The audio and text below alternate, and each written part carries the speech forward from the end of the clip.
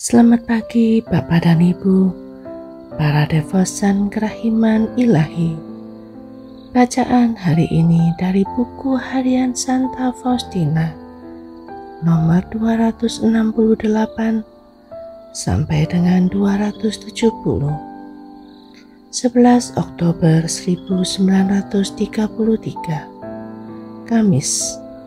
Aku berusaha melaksanakan jam kudus, tetapi aku mengalami kesulitan besar untuk memulainya.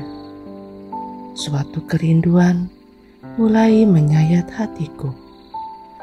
Pikiranku memudar sehingga aku tidak dapat memahami bentuk-bentuk doa yang paling sederhana sekalipun. Dan demikianlah doa, atau lebih tepat pergulatan, sudah 1 jam lewat. Aku memutuskan untuk berdoa 1 jam lagi. Tetapi penderitaan batinku semakin meningkat. Kegersangan dan keputusasaan semakin berat. Aku memutuskan untuk berdoa 1 jam lagi. Pada jam ketiga ini, yang aku putuskan untuk tetap berlutut tanpa alas dan penopang apapun. Tubuhku mulai berontak untuk beristirahat, tetapi aku sama sekali tidak mengendur. Aku merentangkan tangan, dan meskipun tidak mengucapkan sepatah kata pun, aku bertahan dengan kemauan yang kuat. Tidak lama kemudian, aku melepaskan cincin dari jariku dan meminta kepada Yesus untuk memandang cincin itu, yakni tanda kesatuan abadi kami. Dan aku mencurahkan kepada Yesus perasaan-perasaan yang memenuhi hatiku pada hari kaul kekal. Tidak lama kemudian, aku merasa diriku diterpa oleh gelombang cinta. Tiba-tiba rohku menjadi damai, indraku menjadi tenang, dan kehadiran Allah memenuhi jiwaku. Aku hanya tahu satu hal ini. Inilah Yesus dan aku.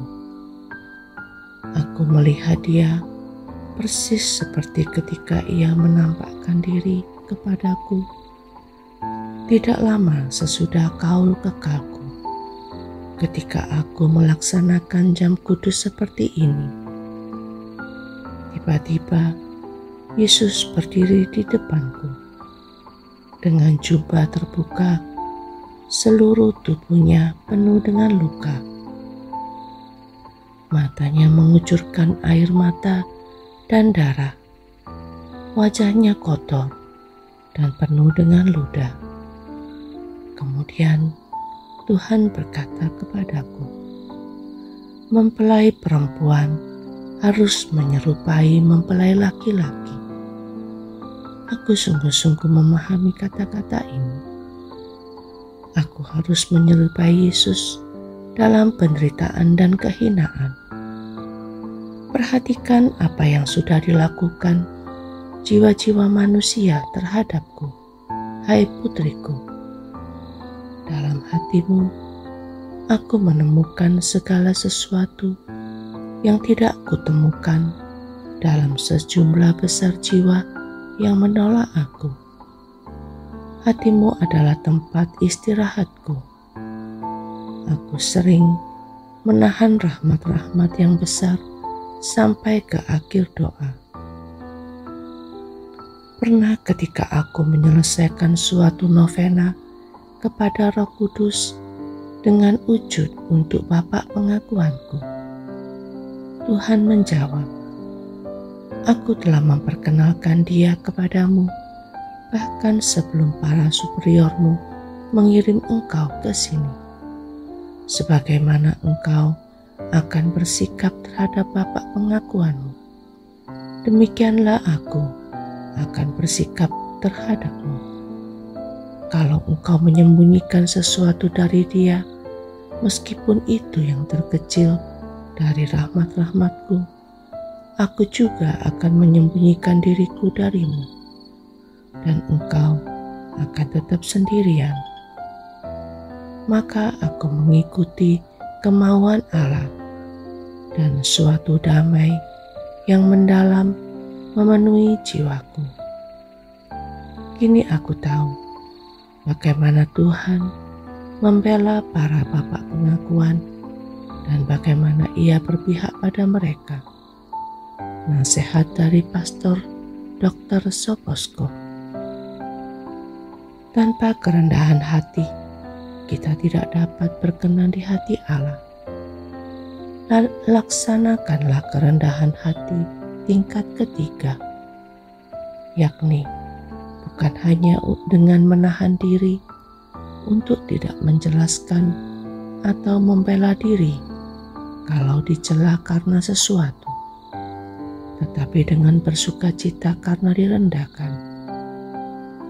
Kalau hal-hal yang kamu katakan kepadaku sungguh berasal dari Allah, siapkanlah jiwamu untuk menanggung penderitaan yang berat.